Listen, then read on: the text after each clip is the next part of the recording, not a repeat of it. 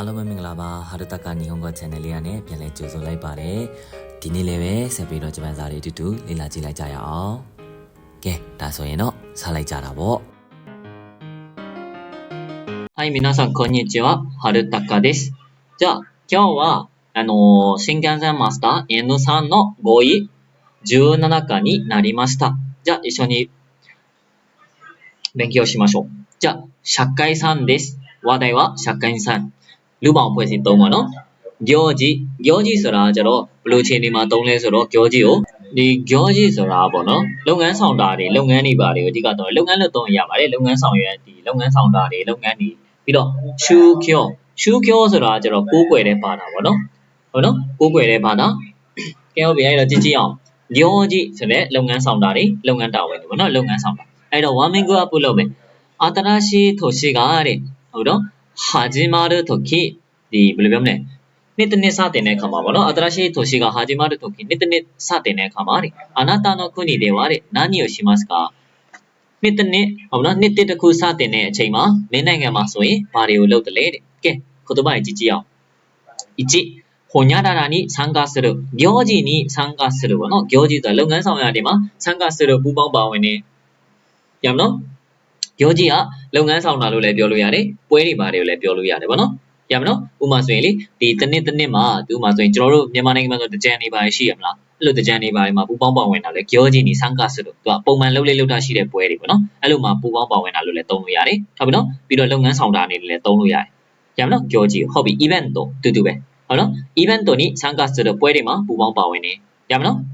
လုပ်ငန်းဆောင်တာတွေမှာပူပေါင်းပါဝင်နေ event တွေမှာပူပေါင်းပါဝင်နေရမနော်โอเค2番ほにゃららを祝うကွက်လက်ကို祝うဆိုတာဂုဏ်ပြုတာပေါ့နော်ဂုဏ်ပြုတယ်ဆိုမှတော့ထန်းကြောを祝うမွေးနော်ဒီကလေးမွေးခြင်းကိုဂုဏ်ပြုတယ်ဒီမွေးဖွားတာကိုဂုဏ်ပြုတယ်ပေါ့နော်မွေးနေ့ကိုဂုဏ်ပြုတယ်နောက်တစ်ခုစိတ်ချင်း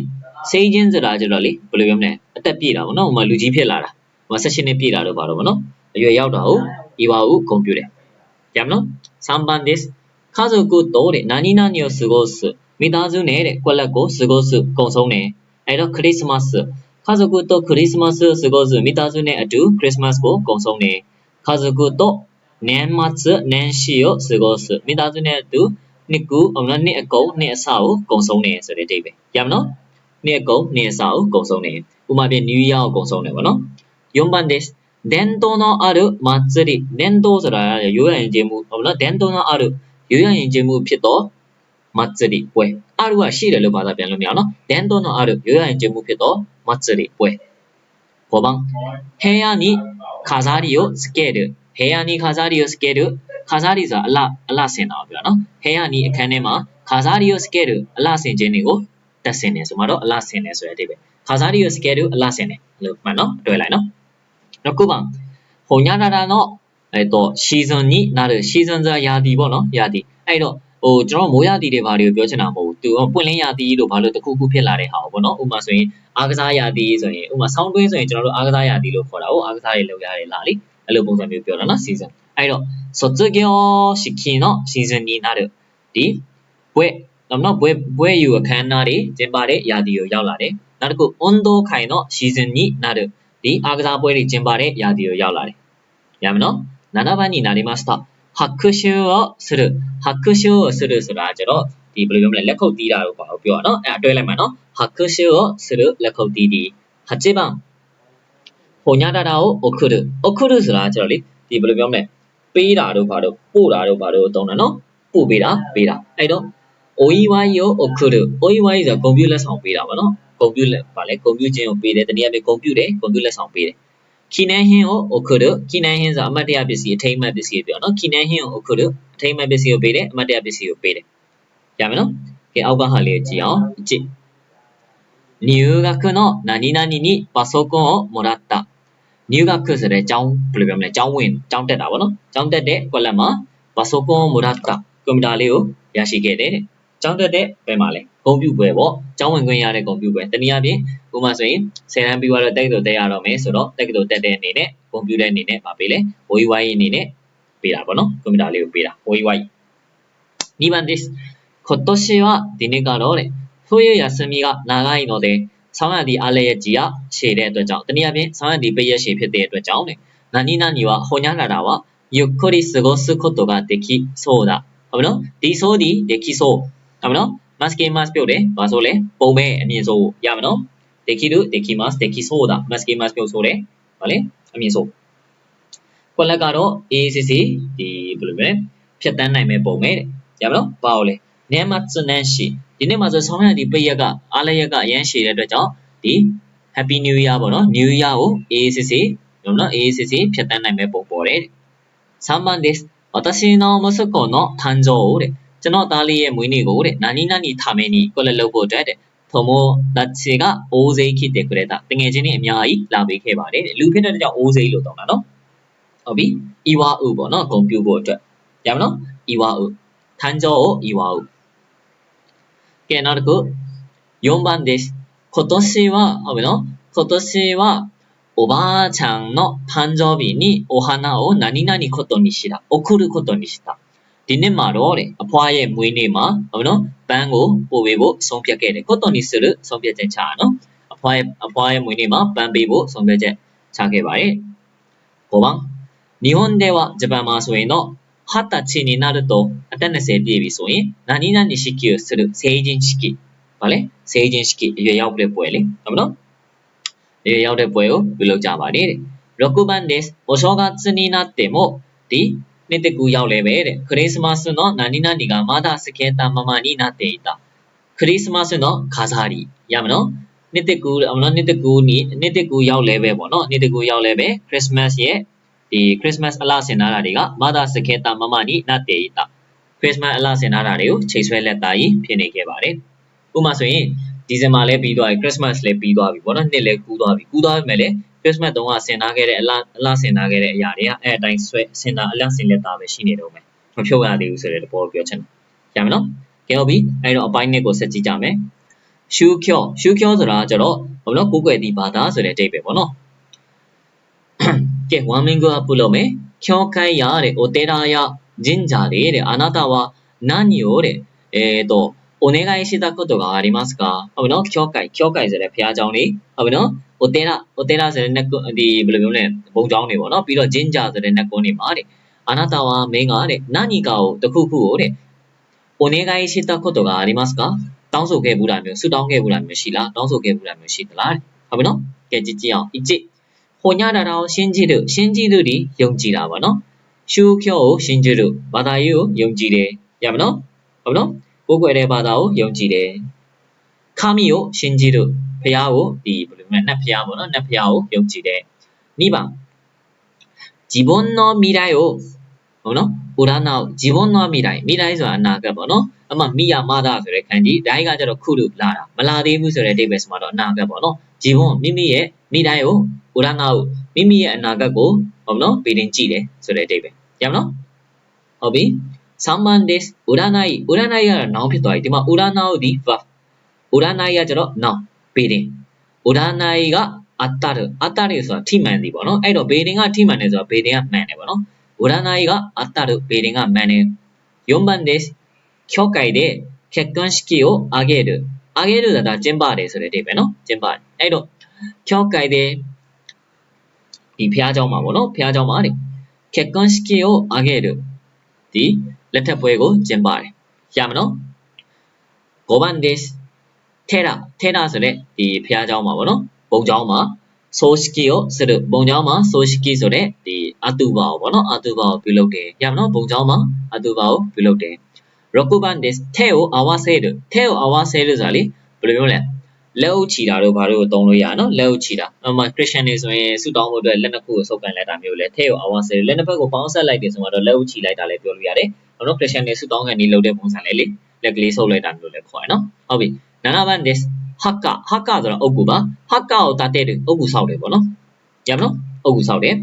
8番ဟိုညနာတာကိုနေကောက်ကွက်လက်ကိုတောင်းဆိုတယ်ကွက်လက်ကိုဆုတောင်းတယ်ဆိုတဲ့အဓိပ္ပာယ်ရှီယာဝါဆက်ပျော်ရွှင်မှုကိုနေကောက်ဟုတ်နော်ပျော်ရွှင်ဖို့ဆုတောင်းတယ်ခိုးဖကုဆိုတာကျတော့ဒီဘယ်လိုပြောမလဲကြွယ်ဝမှုပေါ့နော်စိတ်ဘယ်လိုပြောခိုးဖကုဆိုတာပြည့်စုံကြွယ်ဝမှုကိုနေကောက်ဆုတောင်းတယ်ဟေးဝငြိမ်းချမ်းရေးကိုနေကောက်ငြိမ်းချမ်းရေးကိုဆုတောင်းရမလားငြိမ်းချမ်းဖို့ကိုဆုတောင်း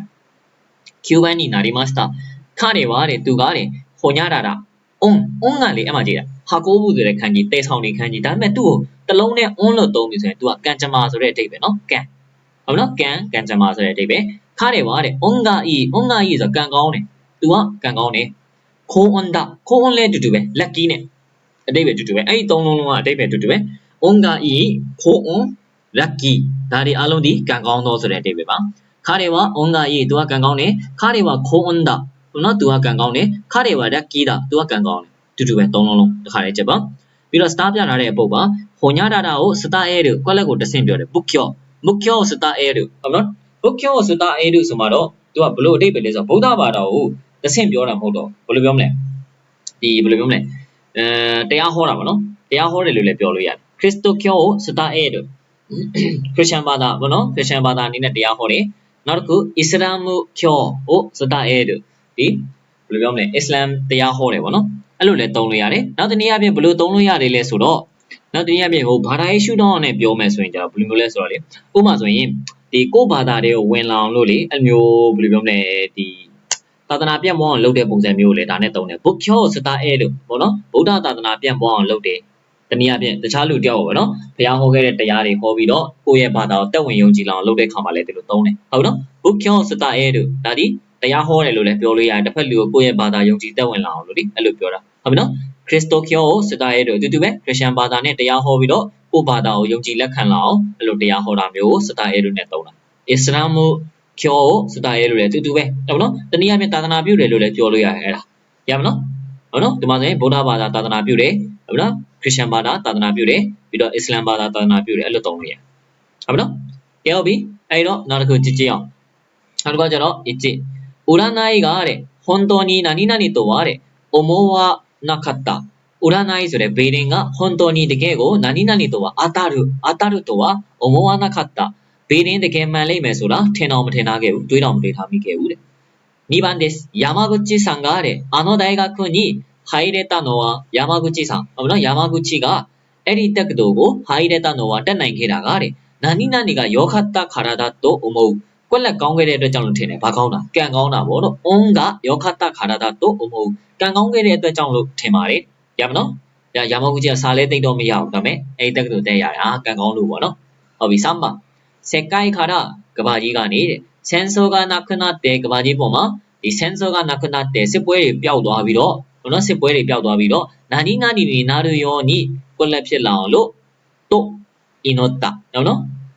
ဒီကွက်လက်ဖြစ်လာပါစေလို့ဆုတောင်းခဲ့တယ်ရမနော်ဒီမှာဈေးဆိုတဲ့အဓိပ္ပာယ်ဆုတောင်းတဲ့အနေနဲ့ယောနိဟုတ်နော်幸せになるようにပြောပါစေဆုတောင်းပေးတဲ့ပုံစံနော်ဟုတ်ပြီအဲ့တော့世界からကဘာကြီးပေါ်ကနေ戦争がなくなってစစ်ပွဲတွေပျောက်သွားပြီးတော့ဘာဖြစ်မလဲ平和になるようにဒီငြိမ်းချမ်းရေးရလာပါစေဆိုပြီးတော့ဆိုပြီးတော့祈ったဆုတောင်းခဲ့ပါတယ်4番です彼女とはသူမနဲ့ကတော့တဲ့別れてしまったがသူမနဲ့ရောလမ်းခွဲလိုက်ပြီးဆိုမယ်ဒီမှာတဲ့ရှိမိုင်းမစတာနော်လုံးဝအပီးပိုင်လမ်းခွဲလိုက်ပြီးဆိုတဲ့ပုံစံမျိုးတဲ့ရှိမတာဒီအဓိပ္ပာယ်2မျိုးသုံးတယ်ပထမတစ်မျိုးကကျတော့လုံးဝအပီးလုပ်ပြီးသွားပြီဆိုတဲ့အဓိပ္ပာယ်နဲ့သုံးတယ်နောက်တစ်မျိုးကကျတော့ဗာလဲဝမ်းနေတဲ့ခံစားချက်တွေနဲ့ပြောတာစိတ်မကောင်းဖြစ်တာနောက်လာရတာဟုတ်ပြီနော်အားမလို့အားများဖြစ်တာအဲ့လိုအဓိပ္ပာယ်နဲ့သုံးပါတယ်နှစ်ခုရှိပါတယ်ခါနိုဂျောတော့တဲ့ဝါကရဲတေရှိမတန်ကကောင်မလေးနဲ့ကတော့လုံးဝလမ်းခွဲလိုက်ခဲ့ပေမဲ့လေတဲ့ခါနိုဂျောの幸せကိုကောင်မလေးရဲ့ပြောရှင်မှုကိုတော့တဲ့何々気持ちに嘘はないဟုတ်ပြီနော်ဒီကောင်မလေးရဲ့幸せပြောရှင်မှုတွေကိုတော့何々気持ちに嘘はないဘယ်လိုပြောမလဲနေကောက်ပေါ့နော်気持ちに嘘はないကောင်မလေးပြောရှင်မှုဆူတောင်းပေးတဲ့ခံစားချက်ကတော့嘘はない嘘はない嘘ဆိုတာအလိမ်ညာ嘘はないဆိုတော့အလိမ်ညာမဟုတ်ဘူးဆိုတဲ့အဓိပ္ပာယ်မှာတော့ဟုတ်နော်လိမ်နေတာမဟုတ်ဘူးအဲ့လိုအဓိပ္ပာယ်嘘ဆိုတာလိမ်ညာခြင်းဝနိုင်လိမ်ညာတာမဟုတ်ဘူးဆိုတော့ကောင်မလေးနဲ့တော့လမ်းခွဲလိုက်ပြီဒါမဲ့ကောင်မလေးပျော်ဖို့ဆူတောင်းနေတဲ့ခံစားချက်ကတော့ဟုတ်နော်ကောင်မလေးပျော်ဖို့ဆူတောင်းပေးတဲ့စိတ်ဆန္ဒကတော့အလိမ်ညာမဟုတ်ဘူးတကယ်အမှန်တရားပါပေါ့နော်တကယ်စိတ်ထဲကစိတ်ရင်းနဲ့ဆူတောင်းပေးတာပါဆိုတဲ့အဓိပ္ပာယ်ပါ5番です日本人はဂျပန်လူမျိုးတွေကတဲ့神社やお寺に行く人でもဒီနကွန်တို့ဟုတ်နော်ဒီဘုံကျောင်းတို့ကိုသွားတဲ့လူတွေလည်းပဲတဲ့何々は信じていないという人がいるဂျပန်လူမျိုးတွေမှာဆိုရင်ပေါ့နော်ဂျပန်လူမျိုးတွေကဘုရားကျောင်းတို့ဒီနကွန်တို့ဘုံကျောင်းတို့ကိုသွားတဲ့လူတွေထဲမှာတောင်မှပေါ့နော်ကွက်လက်ကိုဟုတ်နော်မယုံဘူးဆိုတဲ့လူတွေလည်းရှိပါတယ်ဘာလို့မယုံဘူးလဲရှူကျော်ဆိုတဲ့ဘာသာရေးကိုယ်ွယ်ယုံကြည်မှုပေါ့နော်ဘာသာရေးကိုမယုံကြည်ဘူးဆိုတဲ့လူတွေရှိတယ်ဟုတ်ပြီနော် ဒီဖះเจ้าတွားတာပဲနတ်ကွန်းတွားတာပဲဒါပေမဲ့ယုံလားဆိုတော့မယုံအဲ့လိုလူတွေလည်းရှိပါတယ်တဲ့ခုမှ私が死んだらငါတည်သွားခဲ့ရင်တဲ့အို何々はတဲ့海の見えるところにတဲ့立ててほしいငါတည်သွားခဲ့ရင်တဲ့ကွက်လက်ကိုတဲ့ပင်လယ်ကိုမြင်နိုင်တဲ့နေရာလေးမှာစောက်စေခြင်းနဲ့စောက်ပေးစေခြင်းနဲ့ရမလားစောက်ပေးပါဆိုတဲ့အဓိပ္ပာယ်နော်တနည်းအားဖြင့်ငါတည်သွားခဲ့ရင်ငါရဲ့ဘာဖြစ်မလဲအုတ်ကူပေါ့အိုဟာကာရမနော်အိုဟာကာအမဟာကာထည့်ရမယ်နော်私が死んだらငါတည်သွားခဲ့ရင်お墓は奥ကိုတော့海の見えるところに立ててほしいရမနော်ပင်လယ်ကိုမြင်နိုင်တဲ့နေရာလေးမှာစောက်ပေးပါရမနော်ကဲဟုတ်ပြီအဲ့တော့ဒီနေ့မှာတော့ခန်းစက်ခွင်ရဲ့ဒီဂိုးကြီးတွေကိုလေ့လာပြီးတော့လေ့ကျင့်ခန်းလေးနည်းနည်းလုပ်လိုက်တယ်ပေါ့နော်နောက်ထပ်ဗီဒီယိုတစ်ခုမှပြန်တွေ့ပါမယ်皆さんお疲れ様ですありがとうございました失礼しますအဆုံးထိကြည့်ရှုကြပေးတဲ့အတွက်ကြောင့်အားလုံးကျေးဇူးတင်ပါတယ်အပန်းမကြီးဆိုရင် channel လေးကိုလည်း like subscribe လုပ်တော့ပေးဖို့တောင်းဆိုချင်ပါတယ်နောက်ထပ်ဗီဒီယိုတွေကိုလည်းနေ့တိုင်းတင်တော့ပေးမှာမို့လို့အမြဲတမ်း subscribe လေးလုပ်ပြီးတော့စောင့်ကြည့်ပေးဖို့မြတ်တရခံချင်ပါတယ်အားလုံးကျေးဇူးတင်ပါတယ်